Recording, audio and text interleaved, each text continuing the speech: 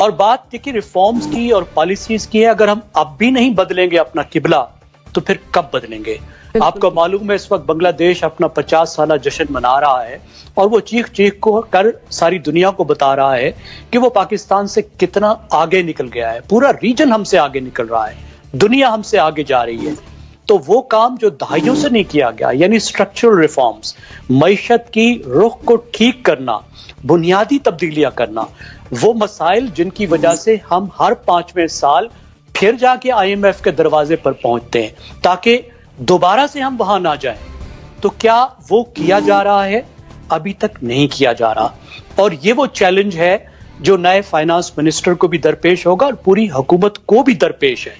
जी बिल्कुल ठीक हो गया। रिफॉर्म्स नहीं होंगी तो आप तब्दीली नहीं ला सकते, इंडिविजुअल की तब्दीली से कोई फर्क नहीं पड़ेगा। लेकिन इकोनॉमी में जो डायनामिक्स देखने में आ रहे हैं वो अभी बड़े हालिया सूरत हाल, बड़ी चेंज है। अभी कभी स्टेट बैंक के बारे में हमें पता चलता है कि उसमें ये चीजें आ रही हैं, अब हमें रुपए की कीमत के बारे में चलता है और फिर हमारे जो फाइनेंस मिनिस्टर है उनकी तब्दीली का पता चलता है। क्या कहते हैं तमाम तब्दीलियां और उसके बाद फिर हमारा ये जो इकोनॉमिक स्टेबिलिटी है ये बरकरार रहेगी, खसूसी तौर पर डॉलर के मुकाबले में? हमारा डॉलर तो सस्ता हो गया लेकिन डालडा घी महंगा हो गया। बड़े इकोनॉमी के ऊपर जिस तरह बात की है अपना जैगम ने, बड़े उन्होंने जो उसकी डायनेमिक्स हैं और जो उसका क्रक्स है उसके बारे में बात की। मैं तो इकोनॉमिस्ट नहीं हूँ, मैंने तो आम आदमी की बात करनी है। मैं रिपोर्टिंग के लिए जब मैदान में जाता हूँ, लोगों से मिलता हूँ, उनके लिए देखना है। उनको डॉलर से गर्ज नहीं। अभी घर जाते हुए मुझे डॉलर घर लेके नहीं जाना, मुझे डालडा घी लेके जाना है। अनिका भी जाएगी घर तो शायद ये दूध, डबल रोटी, अंडे भी लेके जाएगी। असल मसला ये है कि इन चीज़ों का इम्पैक्ट गरीब आदमी के ऊपर क्या आ रहा है। क्या डॉलर सस्ता होने से आज कोई भी अगर हम चीज़ खरीदने जाए तो क्या वो हमें सस्ती मिलेगी? 2 रुपये 4 रुपये कम मिलेगी? नहीं। पेट्रोल फिर शायद महंगा होने लगा है, बिजली फिर महंगी की जा रही है। आवाम को ये चीज़ें नहीं समझ आती कि जी GDP लेवल क्या जा रहा है, डॉलर सस्ता हो गया, महंगा हो गया, पाउंड सस्ता हो गया, महंगा हो गया। नहीं, उन्हें रोज़मर्रा की जो इस्तेमाल की चीज़ें उसमें जब सस्ती मिलेंगी तब परफॉर्मेंस नजर आएगी हमें। फिर आज हम कहते हैं कि हमें प्राइम मिनिस्टर इमरान खान साहब की नीयत पे कोई शक नहीं है, वो कोई करप्शन नहीं कर रहे, बड़ी मेहनत से काम कर रहे हैं, लेकिन रिजल्ट्स नहीं आ रहे। और रिजल्ट्स यही आएंगे कि जो गरीब आवाम से आपने वादा किया था, आपने नौकरियों का वादा किया था, आपने घरों का वादा किया था, आपने कहा था कि जब ऊपर से करप्शन होती है तो नीचे तक होती है, उसका इम्पैक्ट आता है। उसका इम्पैक्ट कब खत्म होगा? तो जिस दिन आवाम को रिलीफ मिलेगा, क्योंकि पाकिस्तान की हुकूमत जो है वो कोई कारोबार नहीं करती।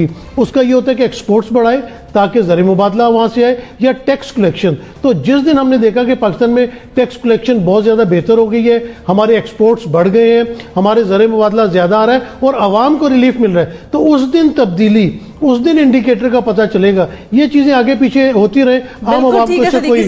हम IMF के पास गए हुए और तकरीबन आपके हाथ बंधे हुए होते हैं और हम सब देख भी रहे हैं कि हफीज शेख के होते हुए हमने मनोअन जिसे कहते हैं IMF की सारी शराइत पूरी की हैं। कहना नहीं चाहिए but beggars can't be choosers. जब पहले शुरू में असद उमर थे तो जो एक फर्स्ट लॉट थी PTI की, उसमें असद उमर को एक स्टॉलवर्ट समझा जाता था कि बहुत सक्सेसफुली एंग्रो चलाते रहे हैं तो पाकिस्तान की इकोनॉमी भी चला लेंगे। नोबडी रियलाइज, नोबडी कंटेस्टेड के स्टेट रनिंग में और एंग्रो को चलाने में बहुत फ़र्क होता है। 6 months गॉट वेस्टेड, इवेंचुअली हमें जाना पड़ा IMF के पास।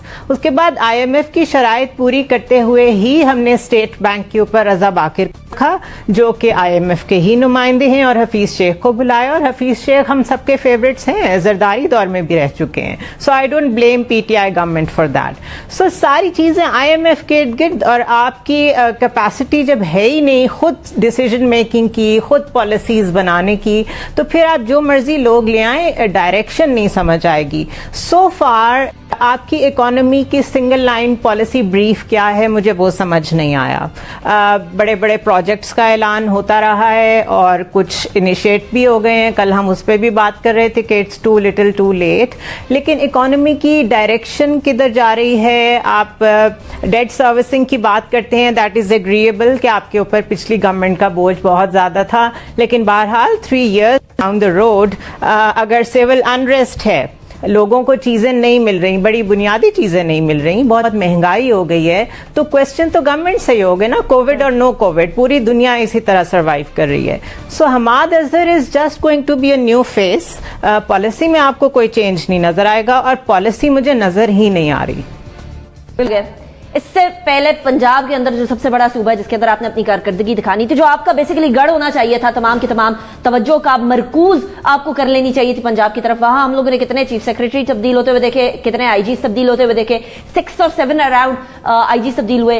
अनफॉर्चुनेट बात यह है कि इमरान खान साहब वो जो विजन लेकर आए थे, जिन लोगों ने उस विजन को इंप्लीमेंट करना था, वो नाअहल निकले। और मैं ये क्यों बात कर रही हूं कि देखिए, चलिए आपने एक ऐसे मुल्क के अंदर हुकूमत संभाली है जहां हमारे पास नेशनल सिक्योरिटी पॉलिसी नाम का एक डॉक्यूमेंट नहीं है, हम लोगों के पास कोई ठोस पॉलिसी जो कि कंसिस्टेंट पॉलिसी हो, जो कि हम लोग विजन 2025 का नाम तो दे देते हैं, लेकिन हम लोगों के पास कोई पॉलिसी नहीं है जो बतदरीज उसके अंदर थोड़ी बहुत तरामीम करके हर हुकूमत को फॉलो करनी होती है। हमारे यहाँ अनफॉर्चुनेट बात यह है, हर वजीर आता है, अपनी पॉलिसी लेकर आता है, अपनी पॉलिसी की इंप्लीमेंटेशन करता है, और वो जो पॉलिसी की इंप्लीमेंटेशन होती है उसकी बुनियाद के ऊपर सारी की सारी मिनिस्ट्री उसके पीछे लग के काम कर रही होती है। यहां फाइनेंस मिनिस्ट्री एक बहुत इंपॉर्टेंट मिनिस्ट्री है। As a student of finance, as a student of accounts, मैं ये बात बड़े वाज़े तौर पर कह सकती हूं कि जो फाइनेंस मिनिस्टर आता है वो अपनी पॉलिसी लेकर आता है। हफीज शेख साहब की पॉलिसी मैक्रो इकोनॉमिक इंडिकेटर्स थी, असद उमर साहब की पॉलिसी ये थी कि आईएमएफ की तरफ नहीं जाना है, फिर माइक्रो इकोनॉमिक इंडिकेटर्स की तरफ ध्यान देने की, तवज्जो देने की बात करते रहे इमरान खान साहब। हफीज शेख साहब के साथ तो मेरी अपनी मुलाकात हुई, उस टाइम पर भी वो कह रहे थे कि हम लोग जो है वो मैक्रो इकोनॉमिक इंडिकेटर्स की तरफ तवज्जो देंगे, मैक्रो इकोनॉमिक के बाद ऑटोमेटिकली ट्रिकल डाउन इफेक्ट आ जाएगा। तो जब पॉलिसी का फर्क है तो फिर आप कैसे एक्सपेक्ट कर सकते हैं कि 5 साल के अंदर जो विजन आपने देखा हुआ है उसको किसी तरीके से कोई आगे लेकर बढ़ेगा, जब वो कोई एक बंदा नहीं होगा, एक शख्स नहीं होगा, वो शख्स हमेशा चेंज होता चला जाएगा। ये चेंज जो है ना, that causes a lot of turbulence within the ministry as well. तो एक पॉलिसी एक मिनिस्टर आगे चलाएं और फिर अपना